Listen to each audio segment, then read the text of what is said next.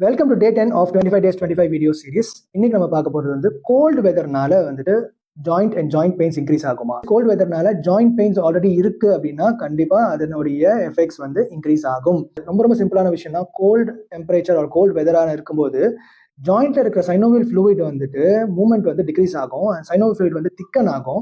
அந்த synovial fluid திக்கன் ஆகும்போது already இருக்கக்கூடிய ஜாயிண்ட் பெயின்ஸ் அண்ட் அந்த ஜாயிண்ட் இன்ஃப்ளமேஷன்னால இருக்கக்கூடிய அந்த இன்ஃப்ளமேட்டரி மீடியேட்டர்ஸ் வந்து அதோடைய அக்யூமுலேஷன் வந்து ஜாஸ்தியாக இருக்கும். ஏன்னா மூவ்மெண்ட்ஸ் வந்து கம்மியாயிடும்.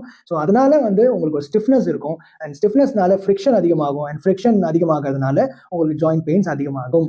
ஸோ இந்த கோல்டு வெதர்னால வரக்கூடிய ஜாயிண்ட் ப்ராப்ளம்ஸை வந்து எப்படி மினிமைஸ் பண்ணலாம் அப்படின்ற விஷயங்கள் நம்ம பார்க்கலாம்.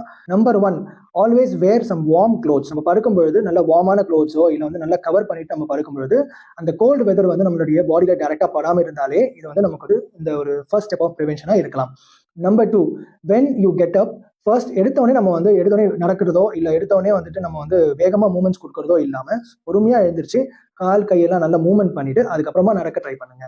Number 3, slippers. வீட்டுக்குள்ளேயே ஸ்லிப்பர்ஸ் போட்டு கொஞ்சம் வார்மாக இருக்கிற மாதிரி சர்ஃபேஸை வந்துட்டு நம்ம வச்சுக்கிறது நல்லது. நம்பர் 4, விட்டமின் டி சில பேருக்கு வந்து யூஸ் ஆகும் இந்த சமயத்தில். It will reduce your inflammation as well as it will reduce your pains அப்படின்றது தியரிஸ் இருக்கு.